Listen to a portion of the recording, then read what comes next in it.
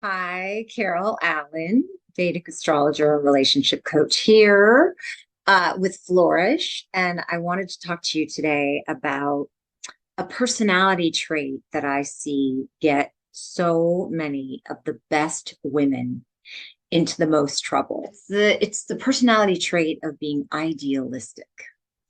Now, I find that women that are extra sensitive, women that are temperamentally more romantic, and more open-hearted and more, empathic.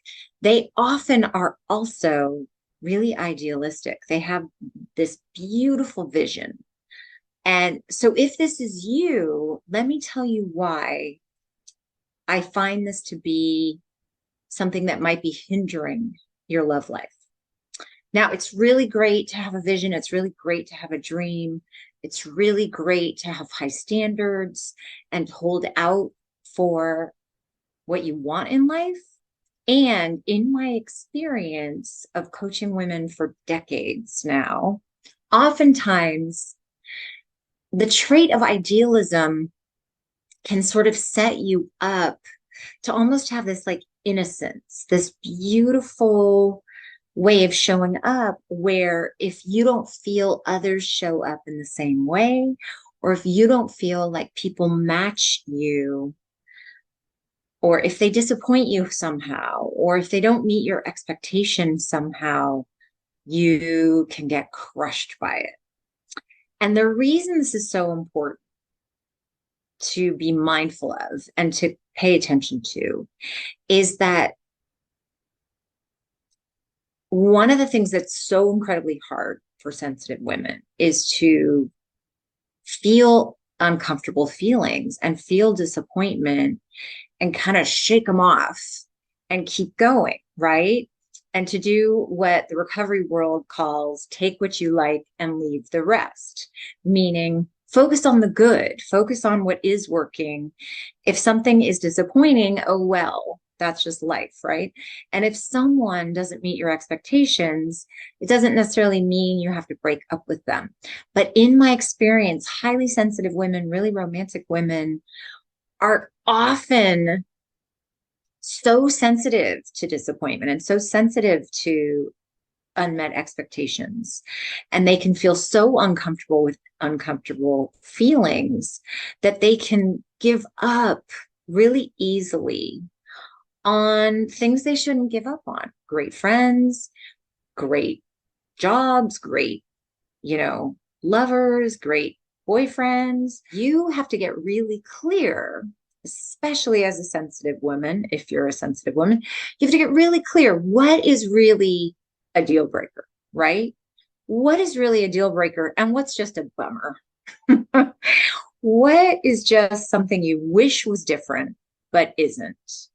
But if you throw that guy away or that relationship away, you're just going to have to start all over. Okay. And you're just going to have to find another guy who comes with another thing you don't like, right? Another thing that makes you want to spit out the whole thing.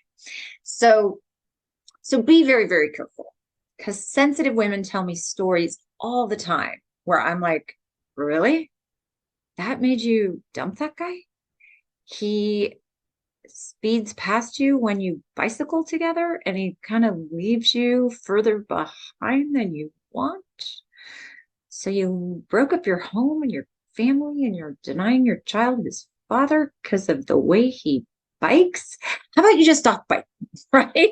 Or, oh, you had an argument for the third time where you just went in the same circles and you didn't get through it or resolve it, and therefore you think you shouldn't be with that person.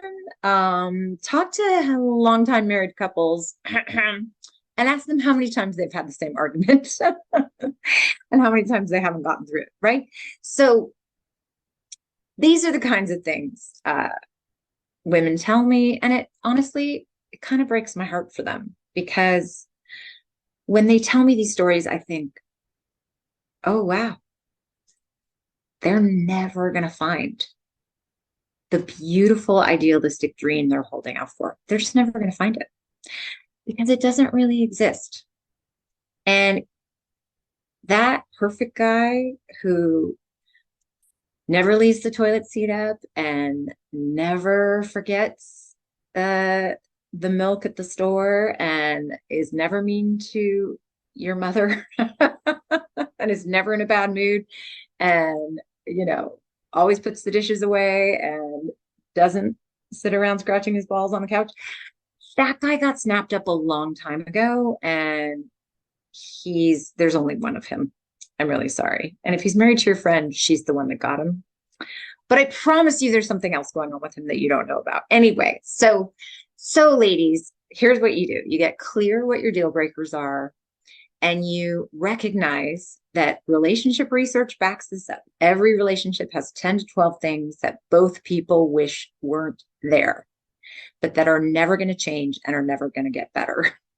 And both people choose to be happy anyway. Choose happy, right? Both people see that the big picture is so much more important than those small things, than those details that they wish were different. So that is my wish for you.